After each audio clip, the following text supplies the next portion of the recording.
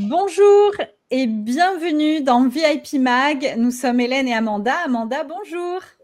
Coucou tout le monde, coucou Magali, coucou Hélène, coucou à tous. Dans cette nouvelle saison, nous recevons nos invités tous les vendredis à 18h, toujours de super. Donc aujourd'hui, nous allons aborder un sujet, un phénomène qui touche de plus en plus de monde et surtout dans le monde du travail. Et nous allons parler de burn-out avec Magali Lefranc. Bonjour Magali. Bonjour Hélène, bonjour Amanda, merci de m'accueillir. Bienvenue sur le plateau. Merci. Donc Magali, tu es coach en accompagnement post-burnout et professeur de yoga. Et donc avec toi aujourd'hui, on va mettre un petit peu en lumière qu'est-ce que le burnout, quels sont les signaux pour prévenir et s'il y a des solutions, j'imagine que oui, tu vas pouvoir nous en parler. Mais avant tout, j'aimerais que tu te présentes à nos auditeurs, que tu nous parles un petit peu de toi et qu'est-ce qui a fait que tu te retrouves coach en accompagnement post-burnout. Je suis donc professeure de yoga et j'ai été pendant 8 ans infirmière et pendant 7 ans, j'ai été formatrice en santé. Et puis, je suis arrivée à un moment donné moi-même au burn-out. Et je me suis reconstruite progressivement grâce en très grande partie au yoga. Et donc, j'ai eu envie de partager en fait ces petits trucs-là que j'ai pu toucher au fur et à mesure de ma reconstruction, au fur et à mesure de mon avancée. J'ai eu envie de les partager avec des personnes qui se retrouvent dans cette situation et qui se sentent certainement parfois dans une impasse de dire oui, mais je veux aller mieux, mais comment est-ce que je peux faire? Quelles sont les ressources? Et donc voilà, donc le yoga, mais il y a plein d'autres pratiques psychocorporelles qui peuvent être des solutions aussi. Et pour vous parler un petit peu de mon parcours, en fait, pendant ce burn-out, je me suis vraiment rendu compte à quel point la reconnexion au corps est importante.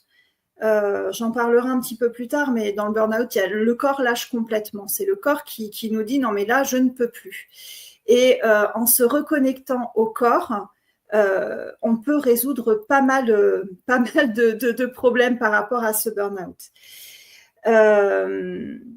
Très jeune, en fait, je me suis rendu compte que mon corps et mon mental étaient vraiment étroitement liés.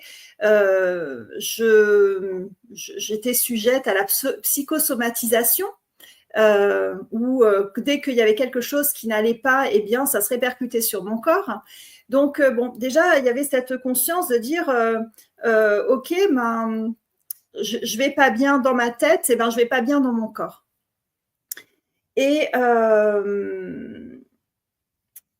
progressivement, j'ai continué avec ça en essayant de faire attention, d'apporter vraiment une attention particulière à ce qui se passait au niveau de mon mental et de mon corps.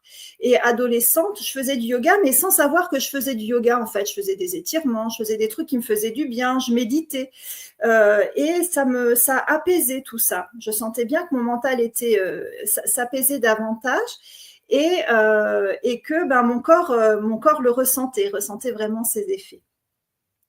Je suis partie en études supérieures et puis quelques années après, j'ai fait une reconversion professionnelle pour être infirmière. Et toute cette connexion que je pouvais avoir avec le corps, avec tout ce qui était un peu énergétique, avec mes études d'infirmière, je l'ai laissé complètement de côté. C'était un côté vraiment très rationnel. Il fallait apprendre les médicaments, il fallait apprendre les pathologies, les trucs, les machins. Et ça ne laissait, alors ça laissait peut-être pas de place, mais en tout cas, pour moi, je ne laissais plus de place réellement à l'énergétique, à la reconnexion au corps. Et au bout d'1 an de travail en tant qu'infirmière, eh bien, j'ai commencé à avoir des douleurs dans tout le corps. des douleurs. J'allais être orientée vers un centre de fibromyalgie. Donc, les douleurs étaient vraiment très intenses. Le jour, la nuit, je m'en sortais vraiment pas. Et je me suis souvenue de ce truc de dire, mais ouais, mais en fait, quand j'étais gamine, dès que ça allait pas dans ma tête, ça allait pas dans mon corps. Donc, il y a forcément un truc qui est en lien. Et là, j'ai dit non. J'ai dit non, je ne veux pas être étiquetée fibromyalgique. Donc, je vais trouver des solutions, mais je ne serai pas fibromyalgique. Et là, j'ai commencé à reconnecter avec l'énergétique. J'ai rencontré des personnes qui m'ont magnétisée. Je me suis formée au Reiki. Et j'ai entamé un chemin de reconnexion vraiment à ce qui m'entoure, à ce grand tout-là qu'on ne peut pas expliquer. Et progressivement, au fur et à mesure, je me suis rendu compte que je n'étais pas suffisamment ancrée. Il me manquait un ancrage pour pouvoir aller plus loin. Et c'est là que le yoga est venu à moi. C'est pas moi qui suis allée au yoga. De toute façon, nous, on vient jamais vers le yoga. C'est le yoga qui vient à nous. C'est quand on est prêt à le recevoir. Et là, ça a été une super découverte, quelque chose de formidable. Et je me suis rendu compte que c'est ce que je pratiquais quand j'étais plus jeune, sans savoir que c'était ça. Et au-delà de la pratique physique, je sentais bien qu'il y avait un truc qui se passait, mon mental s'apaisait, je voyais les choses de manière plus large.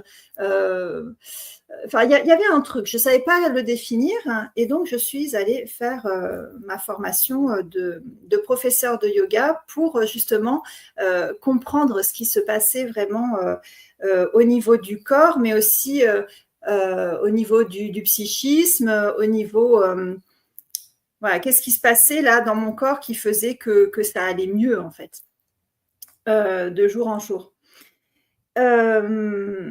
Et puis, à un moment donné, le fait de travailler aussi sur la philosophie du yoga, sur le fait de me réaligner, moi, avec mes valeurs,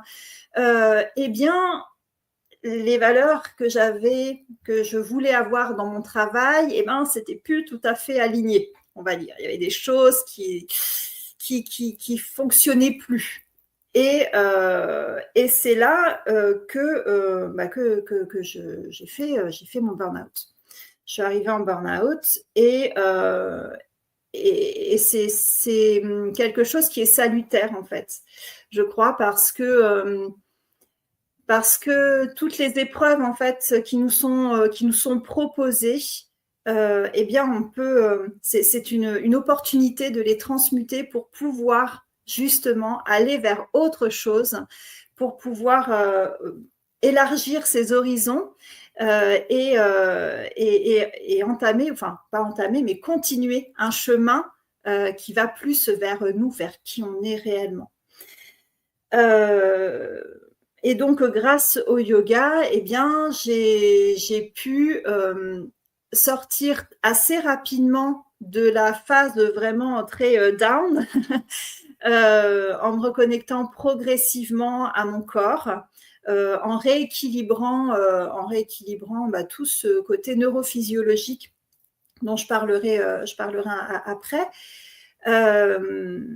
Et puis, ça m'a ouvert aussi d'autres portes, vers d'autres techniques, vers le chamanisme, vers les constellations familiales, vers la programmation neurolinguistique, vers plein de choses, champs intuitifs, et qui ont participé vraiment à ma reconstruction. Et donc, c'est pour ça qu'aujourd'hui, j'accompagne les personnes qui sont dans cette situation. Enfin, dans cette situation, personne n'est jamais dans la même situation puisqu'on est tous tellement individuels.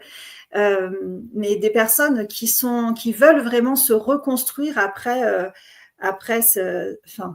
pendant cette épreuve, en fait. Pendant cette épreuve qu'est le burn-out. Voilà.